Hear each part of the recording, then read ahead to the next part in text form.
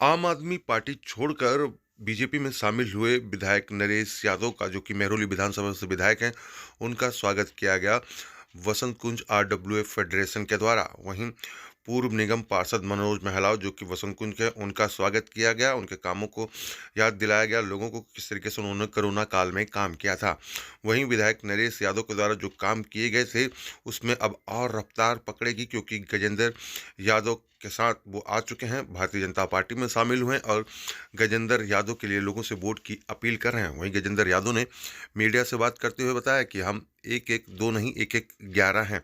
यहाँ पर देखिए किस तरीके से विक्रम गहलोत सन्यासी जो वो हैं, यहाँ पर राजेश पवार हैं फेडरेशन के प्रेसिडेंट, और यहाँ पर अमीना तलवार के साथ साथ तमाम लोग हैं। और लोगों ने यहाँ पर वोट की अपील किस तरीके से करी वो भी हम आपको सुनवाते हैं। किस तरीके से नरेश यादव ने यहाँ पर गजेंद्र यादव भारतीय जनता पार्टी के लिए वोट की अपील करी, तो गजेंद्र यादव ने भी किस तरीके से जनता से अपने और अपनी पार्टी के लिए वोट की अपील करी। साथ ही आम आदमी पार्टी के प्रत्याशी के ऊपर भी तंज कसा और आम आदमी पार्टी के सिद्धांतों को लेकर भी तंज कसा, और इसी वजह से उन्होंने कहा कि नरेश यादव जो है आम आदमी पार्टी को छोड़कर बीजेपी में शामिल हुए हैं। आइए आपको सुनाते हैं किस तरीके से पूरा कार्यक्रम जो है महरौली विधानसभा के बसंत कुंज के इंपीरियल होटल के अंदर किया गया, जहां पर गजेंद्र यादव को पूरा समर्थन यहाँ पर जो है आरडब्ल्यू फेडरेशन के द्वारा मिल रहा है, क्योंकि आरडब्ल्यू फेडरेशन के द्वारा एक कार्यक्रम किया गया था जिसमें कि बसंत कुंज की 41 आरडब्ल्यू जो है वो इसमें शामिल हुई थी, जहाँ पर अपनी सभी लोगों ने बातें भी रखी कि किस तरीके से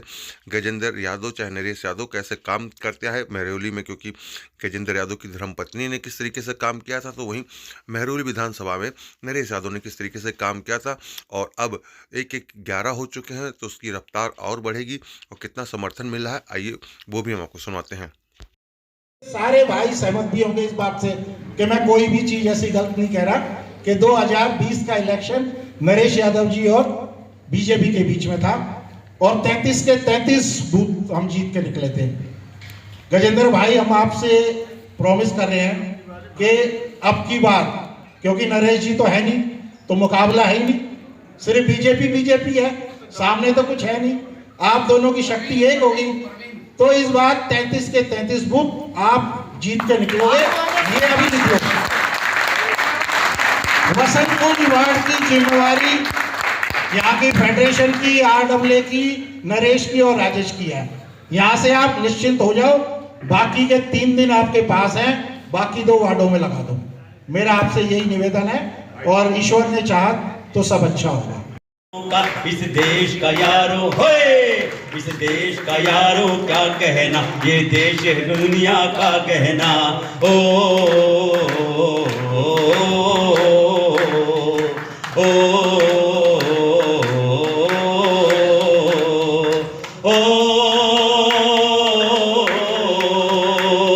हीरो की यहाँ भोली शक्ले, हीरो की यहाँ गाते हैं रांझे होए, यहाँ गाते हैं रांझे होए, यहाँ हंसता है सावन बालों में, खिलती है कलियां गालों। जब मैं पहला चुनाव दिल्ली यूनिवर्सिटी से लड़ा था तो जितने भी प्रेसिडेंट और सेंट्रल काउंसलर अलग अलग कॉलेज से हमने लिए थे, उनके वोट डलवाने थे 20 दिन बाद, तो वो हमने एक फार्म हाउस में रखे। उस फार्म हाउस के गेट पे मनोज महलावती बैठते थे कि किसी को नहीं जाने। सिक्योरिटी का काम नहीं था, भाई के लिए सिक्योरिटी का काम कर रहे थे। सिक्योरिटी का काम से तो अलग अर्थ निकल सकता है, लेकिन ये कि भी गजेंद्र जीत जाए इसके लिए वहां पे बैठे थे। बहुत लंबी मित्रता है और मनोज जी कह रहे थे कि एक वर्तमान विधायक बैठे हैं, एक फ्यूचर के हैं, तो मैं आप सबको ईमानदारी से बताना चाह रहा हूं कि हमेशा विधायक नरेश यादव ही रहेगा। उसका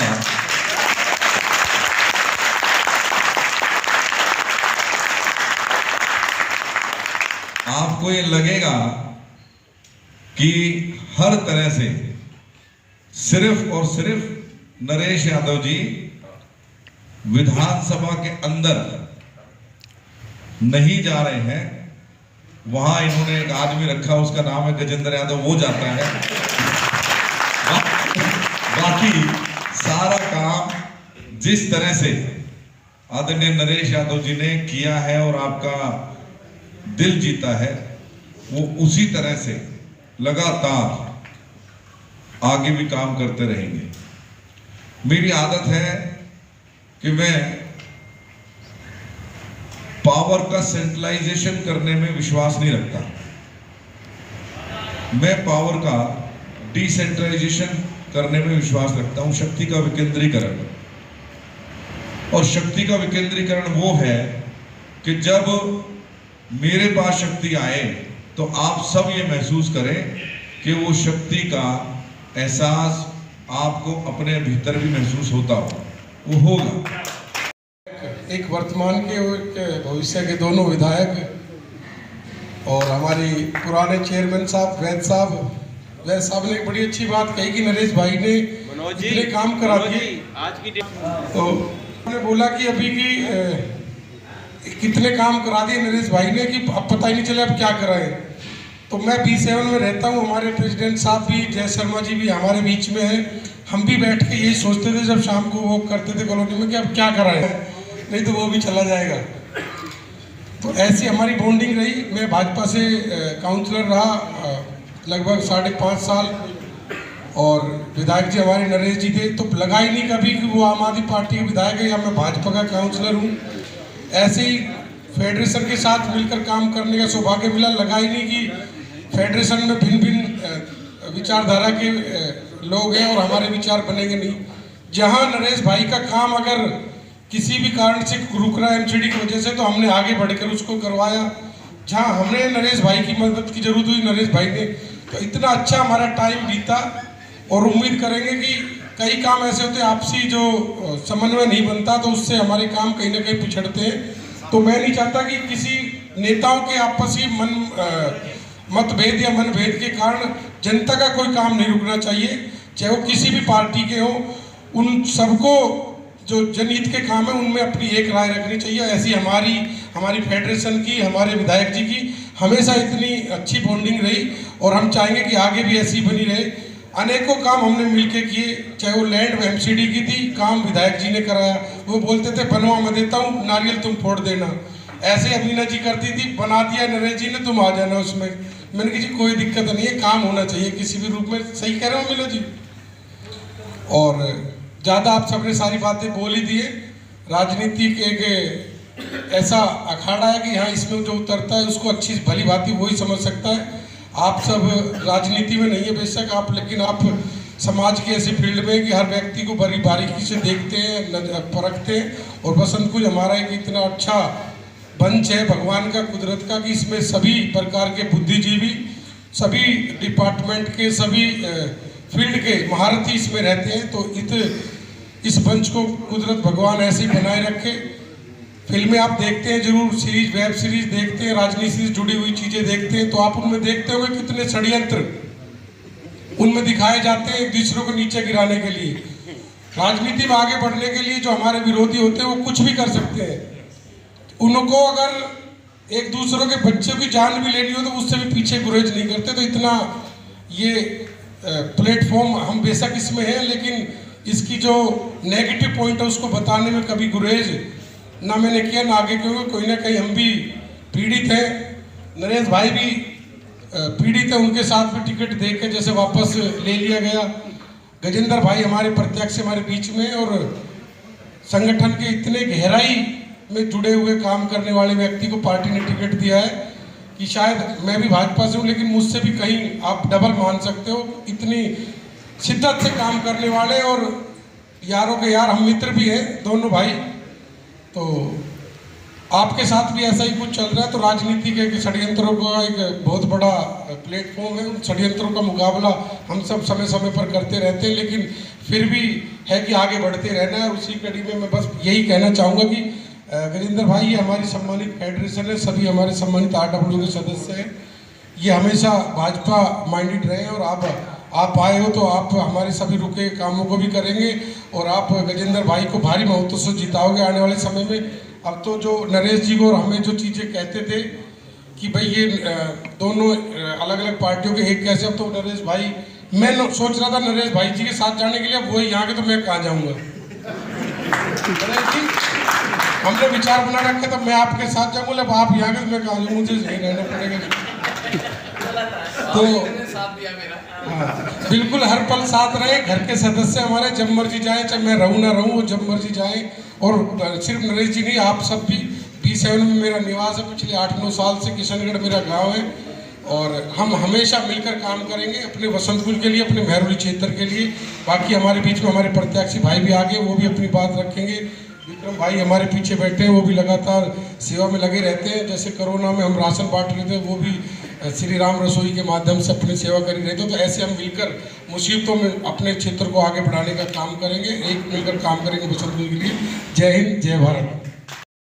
महासन्यासी को महंत के रूप में ये जो कार्यभार जो आपने लिया अपने कांधों पे, इसको पूरा करेंगे, जरूर करेंगे।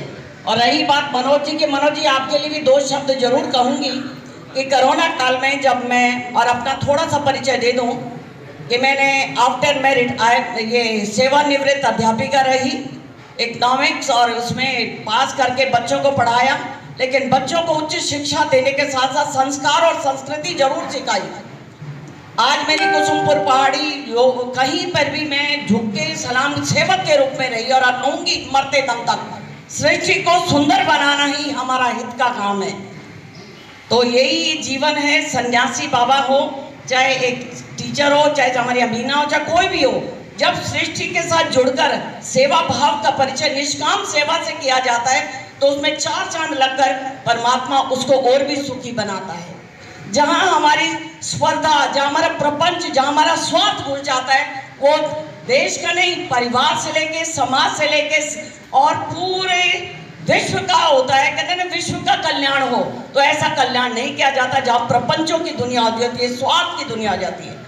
तो भगवान वहाँ से मेरे भला हुआ, मेरी गगरी फूटी, मैं पनिया भरन से जुड़ी, SCW से निकलकर आज मैं आप लोगों की सेवा में फिर से कार्यरत हो जाऊंगी, ऐसा मुझे विश्वास है, और कार्य करती रहूंगी।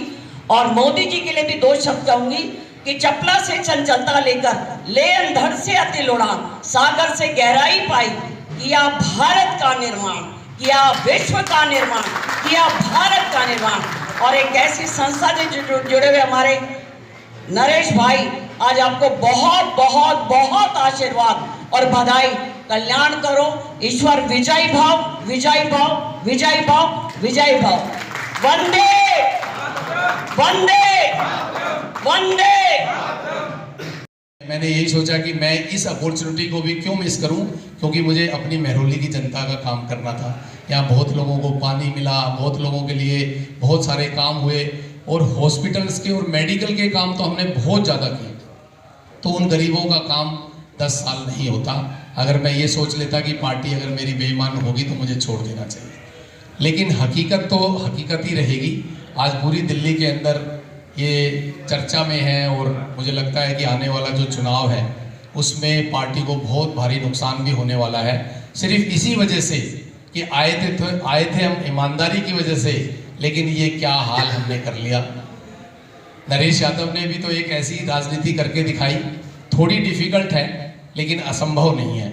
ये मैंने प्रूव करके दिखाया 10 साल। ईमानदारी की राजनीति डिफिकल्ट होती है क्योंकि पैसा चाहिए होता है हर जगह पे, हर चीज़ लगाई जाती है, हर जगह हम लोग ऑब्लिगेशन लेते हैं। मान लो ये जगह लिया भाई, इसका ऑब्लिगेशन ले लिया, किसी से और रिक्वेस्ट कर दी, लेकिन ईमानदार आदमी को मदद करने वाले लोग आते हैं, और मैंने 10 साल पूरे आप लोगों के साथ निभाए हैं। आज टिकट तो एक षड्यंत्र से कट गई, उससे भी मैं बहुत दुखी था, और साथ में ये भी एक जो बोझ था ना बहुत दिनों से, वो बोझ भी अब चल नहीं रहा था लंबा। कई बार दिल में आता था कि नहीं यार छोड़ दूँ। मैं इस पार्टी में तो ईमानदारी के लिए ही शामिल हुआ था, लेकिन फाइनली मेरे दोस्त राजेश पवार जी और बहुत सारे और साथियों से सबसे जब मैंने मंथन किया तो मैंने वो दिल का बोझ भी उतार दिया और मैंने रिजाइन कर दिया। 31 तारीख को मैंने रिजाइन कर दिया, और 31 से 1 तारीख शाम को मैंने पार्टी दूसरी ज्वाइन की है, बीजेपी। मैं बिल्कुल फ्रीडम महसूस कर रहा था, और मुझे लग रहा था कि अच्छा हुआ जो हुआ। और हालांकि मुझे उस दिन नहीं पता था कि मैं अभी किस पार्टी में जाऊंगा या मेरी आगे की राह क्या होगी। बहुत मंथन उस दिन के बाद किया जब मैंने रिजाइन किया, तो उसके बाद तो सभी लोग अप्रोच करते हैं कि भाई अब तो ये आम आदमी पार्टी से हट चुका है, अब तो ये कहीं ना कहीं काम करेगा। बहुत लोगों से मंथन किया, मैंने बात की कई ना इलेक्शन के बाद में हम ज्वाइन कराएंगे। मैंने कहा झूठा केस लगा हुआ है कुरान शरीफ का 2016 का, हालांकि उसके बाद भी 2020 में चुनाव लड़ा था मैं, कोई मतलब झूठा केस है जिसमें बरी भी हुआ हूँ मैं। मैंने कहा देख लो, आप लोगों को भी शायद प्रॉब्लम हो जाए, ये इस तरह का केस है, आप लोग शायद इसीलिए कह रहे हैं कि चुनाव के बाद कर लेना ज्वाइन। फिर उसके बाद में खैर मैं सिर्फ उस बात पे नहीं गया, मैंने लोगों से पूछा, हर किसी से पूछा। मेरे पास अब 2 ऑप्शन है, दिल्ली में 3 ऑप्शन थे, एक ऑप्शन मैंने छोड़ दिया है और वो मैं वहाँ नहीं रहना चाहता था, चाहे मैं कहीं रहूँ ना कर रहा हूँ, इसलिए बिना कहीं ज्वाइन करे मैंने वो छोड़ दिया है। अब मेरे पास 2 ऑप्शन है, या तो मैं इंडिपेंडेंटली कहीं एनजीओ में या इस तरह से काम करूं, या मैं किसी एक पॉलिटिकल पार्टी को ज्वाइन करूं। आप सब लोग भी सहमत होंगे इस बात से कि अब 2 ही ऑप्शन बचे थे। तो 90% से ज़्यादा लोगों ने कहा बीजेपी ज्वाइन करो, और मैंने सब लोगों की, इवन मेरे कुछ मुस्लिम दोस्त भी थे, बहनें हमारी, नाम नहीं लूँगा, उन्होंने भी कहा कि नरेश जिस तरह से आप काम करने वाले हो, जिस न्यूट्रल तरीके से सब लोगों को साथ लेके काम करना चाहते हो, तो आपके लिए बेस्ट ऑप्शन बीजेपी है। सच बोल रहा हूँ मैं, इसलिए नहीं बोल रहा हूँ कि मैं आज बीजेपी में आ गया हूँ कि बीजेपी की मैं तारीफ कर रहा हूँ, इसलिए नहीं, लेकिन यही हकीकत है। राजेश भाई ने बहुत सारी कॉल्स पे मेरी सुनी है, जब मैं स्पीकर पे बात कर रहा था इनके साथ ही था लगातार, जितने भी घंटे हमने रिजाइन करने के बाद ज्वाइन किया, तो ये हकीकत है। और लोगों ने ये भी कहा कि अब ये जो दिल्ली में 10 साल आम आदमी पार्टी को दिए, अब ये आने वाला समय भी इनका है नहीं, उसके रीजंस बताए। अब मैं तो पार्टी से थोड़ा बहुत तो जैसे निकल के आ रहा हूँ तो लोग थोड़ा हिचक के बोलते हैं, मैंने उनसे कहा खुल के बताओ, अब तो कोई बात नहीं, मैं रिजाइन कर चुका हूँ। तो सबसे बड़ा रीज़न एक ही निकल के आया, वो था करप्शन। कि हमने राजनीति की उम्मीद जो की थी एक पार्टी से, अन्ना आंदोलन से, वो थी कि भाई करप्शन फ्री एक गवर्नेंस मिलेगी, जो नहीं मिली, जो घटी नहीं, घटानी थी, बल्कि खुद ही उसमें लिप्त हो गए। ये सबसे बड़ा रीज़न था। मुझे अभी कहते वक्त कुछ बिल्कुल वो नहीं लगता, क्योंकि मैं ये मानता हूँ अगर उस इंसान को कहने का हक जरूर होता है जो उस तरह की किसी भी बुराई में लिप्त ना हो। और ये बात सच्चाई है कि आप सब लोग बता सकते हैं कि जो सोशल वर्क, ये जो राजनीति मैंने आप लोगों के बीच में की है, उसमें करप्शन नाम की कोई चीज़ नहीं थी। और ये करप्शन फ्री दिल्ली का सपना जब इन लोगों ने दिखाया था, तो हम तो ईमानदार ही थे, ईमानदार रहते हुए इनके पास गए, अपनी ईमानदारी नहीं छोड़ी, अपने आप को नहीं बदला, अपने सिद्धांत नहीं बदले, लेकिन इन लोगों ने अपने सारे सिद्धांत बदल दिए। लोग कहने लगते हैं, आज भी एक बहस कर रहा था मुझसे, कहने लगते हैं कि नरेश जी आप क्या समझते हो, कांग्रेस और बीजेपी ईमानदार है? मैंने उनको एक जवाब दिया, मुझे नहीं पता। इन्होंने कभी नहीं कहा कि हम ईमानदारी से काम करेंगे, ये करेंगे, ऐसे करेंगे। मैंने तो इनको कभी कुछ कहते हुए इस तरह की बातें नहीं सुनी। आम आदमी पार्टी केवल ईमानदारी के नाम से आई है, और दिल्ली के अंदर जो लाखों करोड़ों युवा हमारे जैसे साथी जुड़े थे, जो किसी भी दलों के लोग थे, वो इसीलिए जुड़े थे कि भ्रष्टाचार का एक आंदोलन हुआ और एक ईमानदार पार्टी आई और एक व्यवस्था बदली जाएगी। आज उन सबके दिल टूट गए हैं, उनमें से मैं भी एक हूँ। मैंने 10 साल जरूर निकाले हैं, लेकिन वो ईमानदारी की व्यवस्था अपनी महरौली में चालू रहे, इसलिए बस।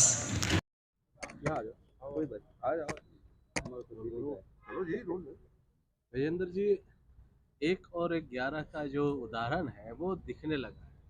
कल नरेश जी ने ज्वाइन किया और आज इतनी बड़ी सभा बसंत कुंज में जाकर, क्या लगता है आखिरी के क्षणों में फायदा बहुत ज़्यादा हो रहा है? एडवोकेट नरेश यादव जी जो 10 साल से महरौली में विधायक रहे हैं, अभी भी हैं 8 तारीख तक, वे बहुत ही ज़्यादा प्रभावशाली और ग्राउंड पर बहुत अच्छा काम करके अपनी बहुत अच्छी इमेज उन्होंने बनाई है। और निश्चित तौर पर जब भारतीय जनता पार्टी में एक और एक में जुड़ते चले जाते हैं तो वो शक्ति तो बनती है। और मैं एक कार्यकर्ता, मेरे 3 मंडल अध्यक्ष, मेरे जिला अध्यक्ष, मेरे महामंत्री, मेरे बूथ प्रमुख, मेरे शक्ति केंद्र प्रमुख, ये सब जो काम कर रहे थे, उनके साथ में एक नाम और जुड़ा नरेश यादव जी का, तो वो शक्ति के रूप में दिखने लगा है कि आज जो यहाँ पर साकेत फेडरेशन और वसंत कुंज फेडरेशन और इनके साथ साथ महरौली की भी कुछ RWAs यहाँ पर आई हुई थी, तो वो देख के पता लगता है कि जो पूरा क्षेत्र है मेहरौली विधानसभा का, इसमें बदलाव निश्चित तौर पर आना तय है। और बदलाव के लिए ही इतने सब साथी हमारे एक साथ बैठकर एक साथ प्लानिंग कर रहे हैं कि कैसे अधिक से अधिक वोटों से इस बार भारतीय जनता पार्टी को जिताया जाए, क्योंकि सभी जो हमारे क्षेत्रवासी हैं वे चाहते हैं कि डबल इंजन की सरकार में तीसरा इंजन मेहरौली का भी जुड़े, ताकि मेहरौली में भी और अधिक विकास हो सके। नरेश यादव जी ने बहुत काम किया, बहुत ज़्यादा काम किया। उन्होंने ऐसे समय में काम किया जब उनके मुख्यमंत्री, उनके उप मुख्यमंत्री, उनके मिनिस्टर उनके खिलाफ षड्यंत्र करते रहते थे। उनको विधानसभा में जाके और ऐसे ऐसे विषय उठाने पड़ते थे जो उनकी सरकार के खिलाफ जाते थे, लेकिन उनकी मजबूरी थी। वे पब्लिक के लिए काम करने वाले नेता हैं। आज हमारी पार्टी में उनका अभिनंदन करता हूँ, स्वागत करता हूँ। और उन्होंने अपना काम एक कार्यकर्ता के तौर पे शुरू कर दिया है। तो कार्यकर्ता तो भारतीय जनता पार्टी का जहाँ भी होगा वो भारतीय जनता पार्टी के पक्ष में काम कराएगा।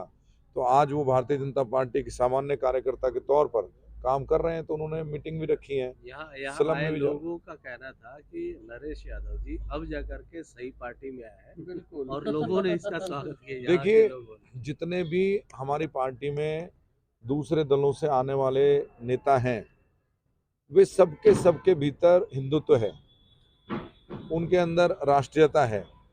बहुत लोहे की बेलों में जकड़कर, चेन में जकड़कर वे अपनी अपनी पार्टी में परेशान होकर रहते हैं, और जब भारतीय जनता पार्टी ज्वाइन कर लेते हैं तो उनके चेहरे भी खिलते हैं, उनके समर्थकों के चेहरे भी खिलते हैं। तो वही कहानी नरेश जी के साथ भी है कि उनके सभी समर्थक शुरू से चाहते थे कि वो अच्छे इंसान हैं, भारतीय जनता पार्टी में काम करें। आज वो कर रहे हैं तो उनके समर्थकों को खुशी है।